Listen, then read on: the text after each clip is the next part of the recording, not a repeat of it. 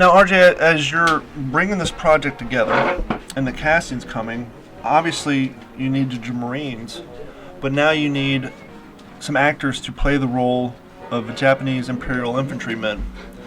And I'm sure that in itself was quite a journey. How did the selection process begin with that, and where did we end up with your fine actors here? Yeah, absolutely. So it's a task. It's very hard casting to find authentic Japanese folks that are in acting.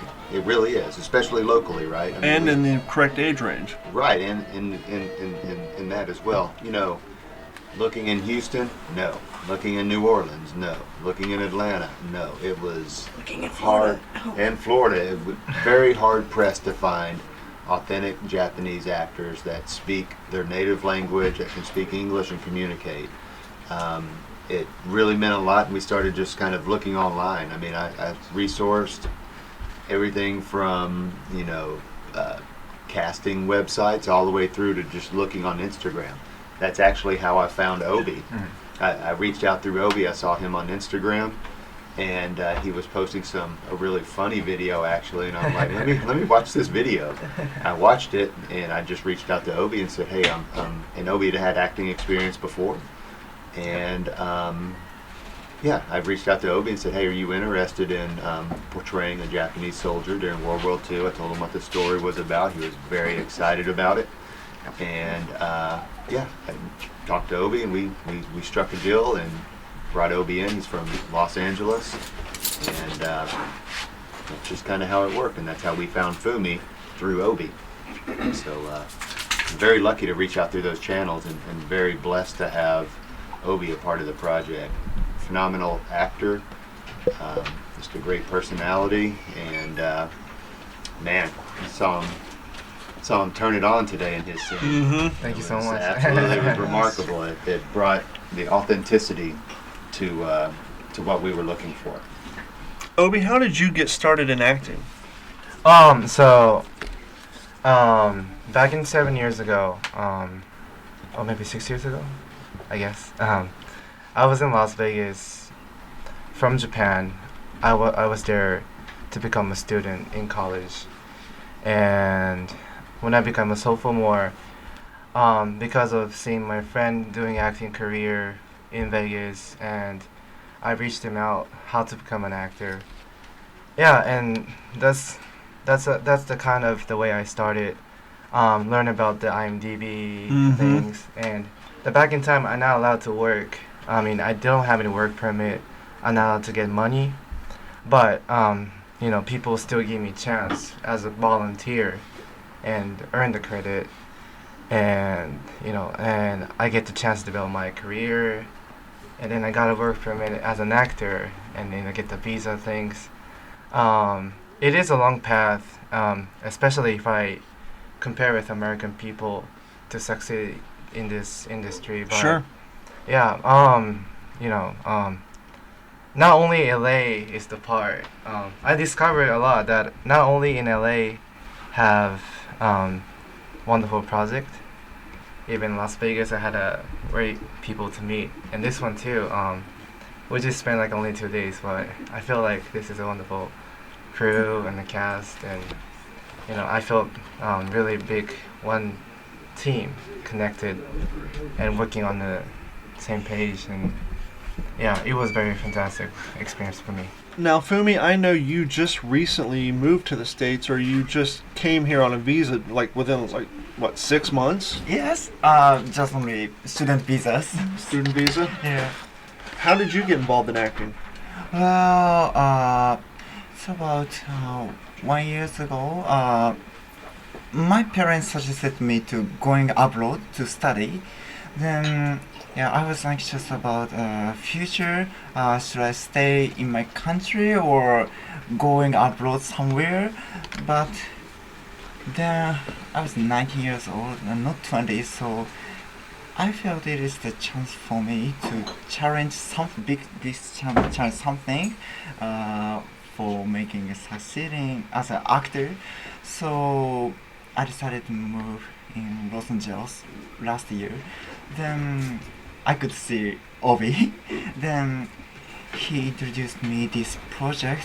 This project was the first time for me to act something as a movie character. So there are so many things I didn't understand and I was nervous things. So, but I was so Boomy lucky. did great. Yes, he did. Really? Boomy did great. He's sitting here saying this is his first acting Yeah. gig, and it's just blowing my mind because I had the privilege to watch these two gentlemen act today, and then I also had the privilege of looking over your shoulder in Video Village at the dailies, and seeing even before color correction and all that, just with the great lighting job that the lighting crew did, the performance was outstanding, and the scenes that you guys shot today are just, when that's up on the screen, it's just going to blow people's minds. And so when you're sitting here saying this is your first real acting gig and that this is something you decided on a whim a year ago, hey, let's give this a shot, it's just blowing my mind. I was kind of expecting to say, I've been doing this over in Japan a few years, and I figure, hey, let's advance the career and head to Hollywood, but I'm completely shocked to find out that this is your first real go at it. I That's a never huge never forget compliment. these connections and this project. So I'm so proud of joining this short film. So thank you so much. What was it like for you guys to put on the uniform of, well, you're a lot younger than I am. I was going to say your grandparents, but what would be your great grandfathers, and to portray in the most authentic way possible that of the infantrymen of the Empire of Japan? I mean, what was that like for you guys to put on that uniform?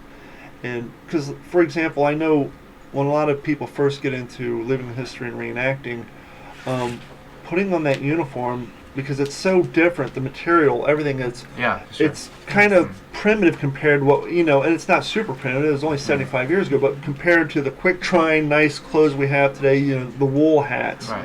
the material, and not only that, but the history that goes along with it. What was it like for you guys to don those uniforms and put on those helmets and to have on that headgear and to look in the mirror and see yourselves in that uniform?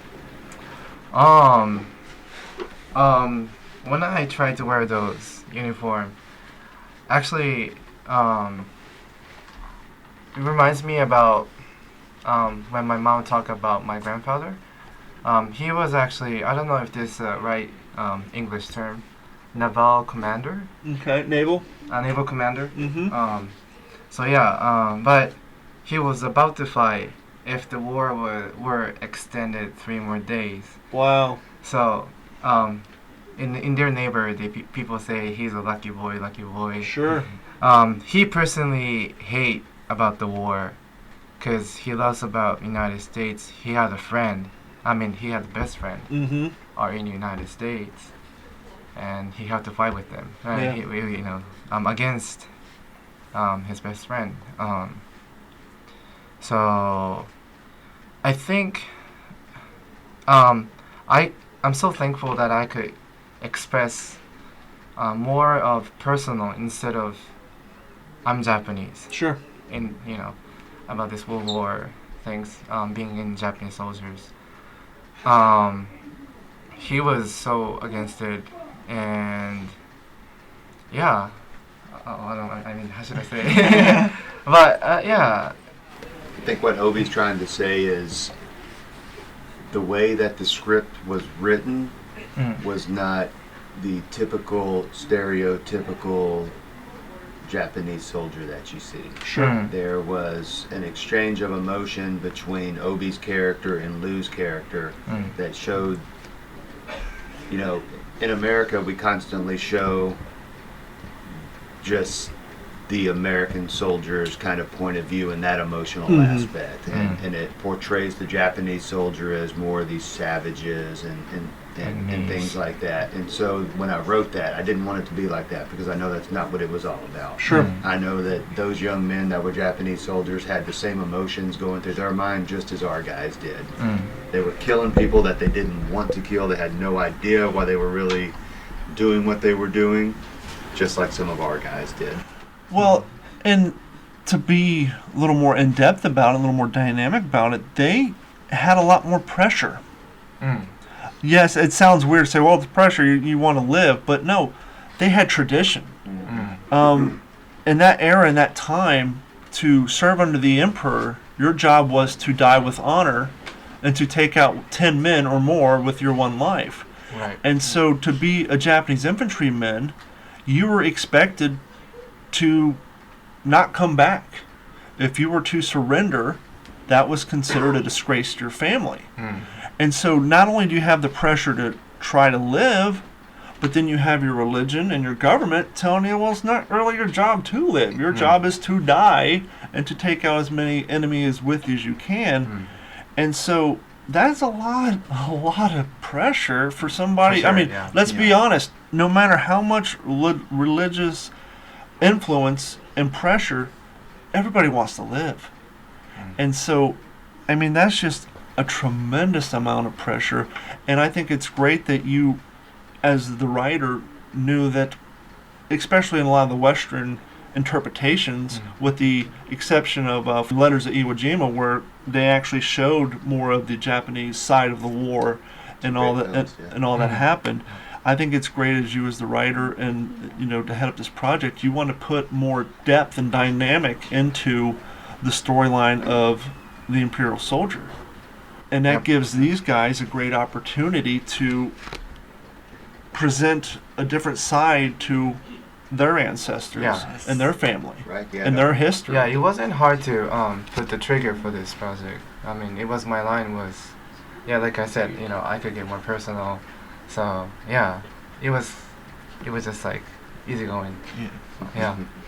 Now, what was it like for you guys to handle firearms for the first time? Because I know that's not something you really have access to in Japan like we do here in the United States. Yeah, we're very peaceful. So, whenever, if there's any chance we could see the weapons, or even like, I kind of discovered in the United States pretty common that people get arrested in front of the street.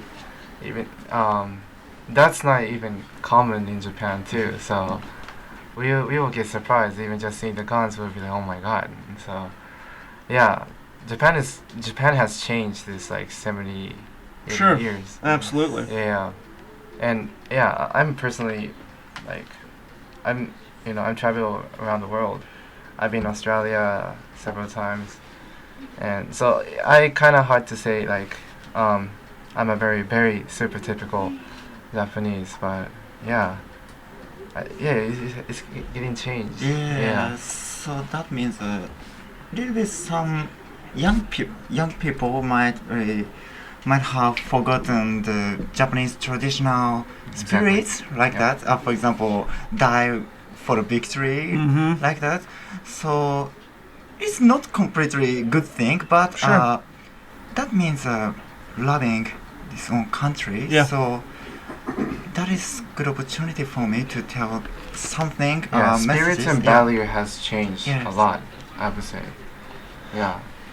Well, I know, especially when it comes to the pop culture and the clothing, the Western world has a big influence over there, but you guys still have your traditions and all that. So obviously when you came here, the culture, especially with the internet and the clothing and all that, was, you're already used to all that. What are some of the things that really opened your eyes up? Especially, you've been here 6 months. Yes, only 6 months. What was the craziest things you had to get used to when you came here? Wow, crazy things? Other than superstores, because I dated a girl from Japan once, and when she first came over here and walked into Walmart for the first time, she about freaked out like, holy hell. Just little bit things I experienced when I was the first 1 month. I was going to school by bus. Then in Japan, every buses stops each stops anyway. How should I say? They come in exact time. Schedule. Yeah, if it's like a 10:11, they will come at 10:11. Yeah. They will apologize if they come 10:12.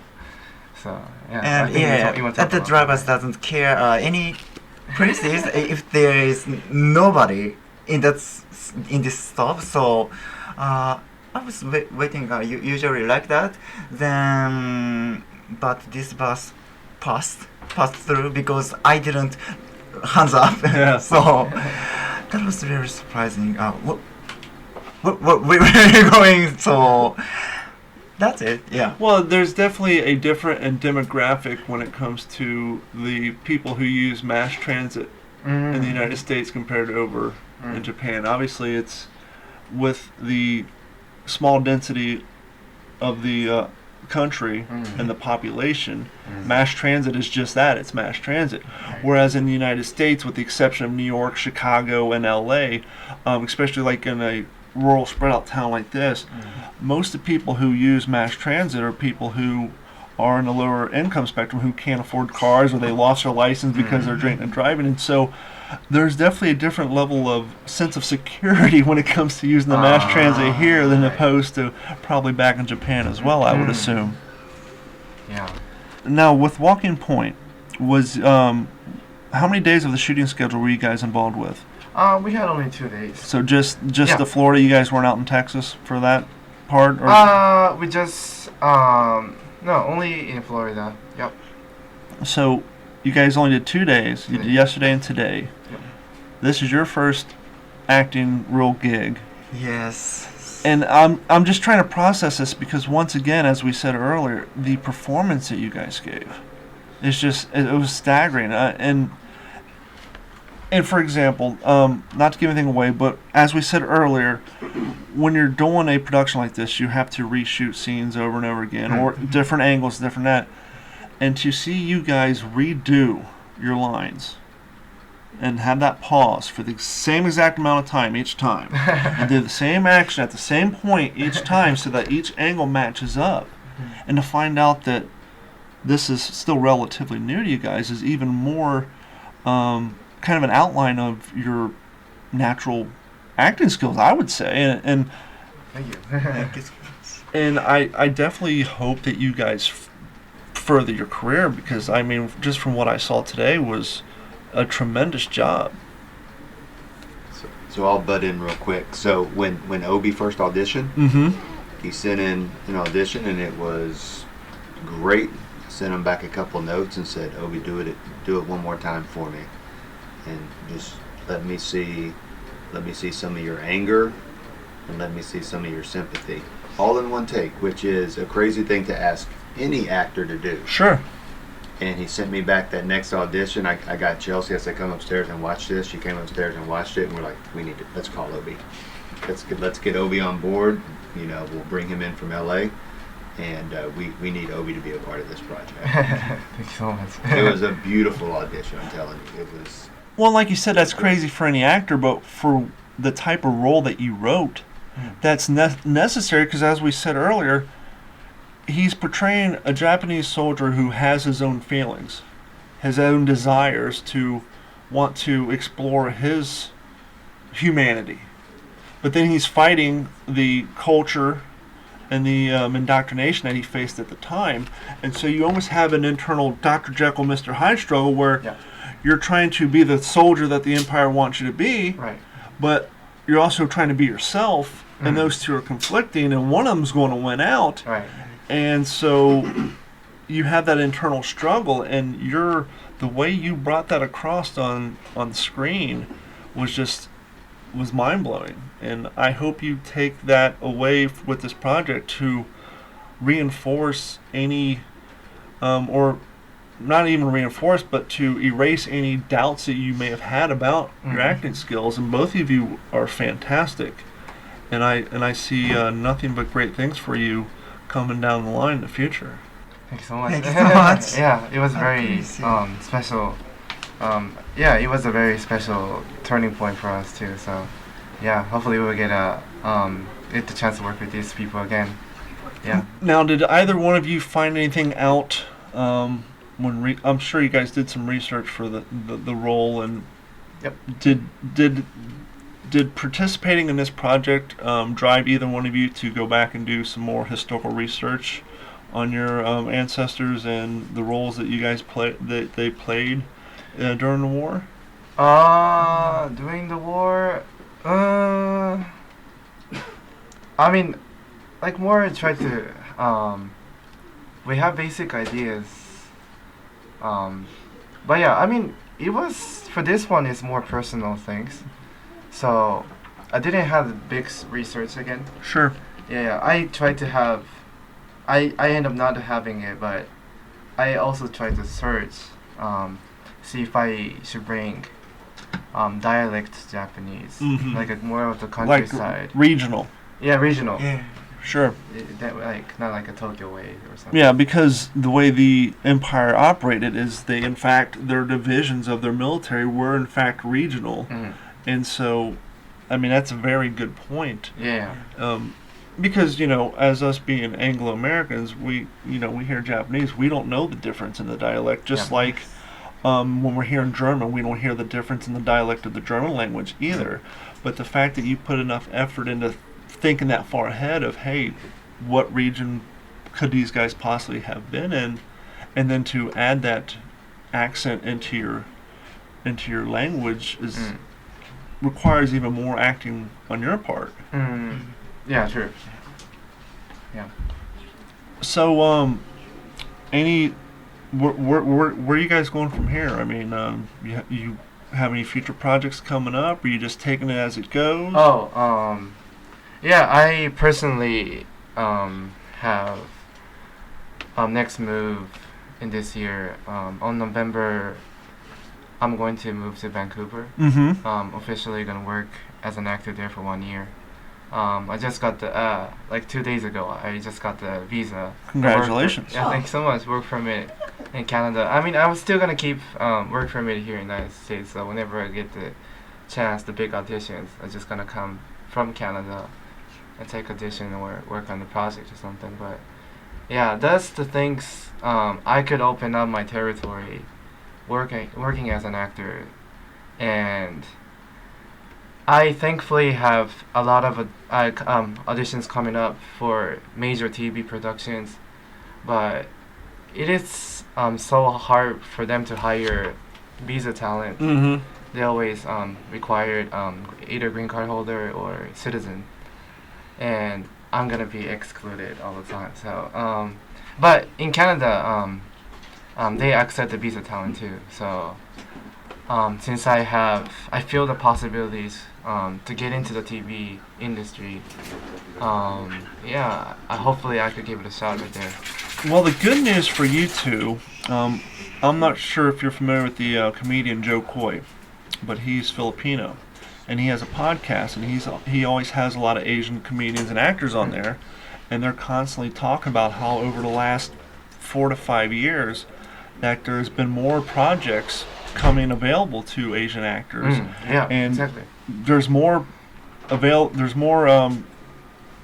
jobs available. There's more potential being available now than there ever has been. And so, I mean, to get involved in acting, I think there's probably been no better time, for young Asian actors to break into this industry than it is right now, because For sure. Yeah. it seems to be it's going that way. So I mean, that's a very lucky point for us. yeah.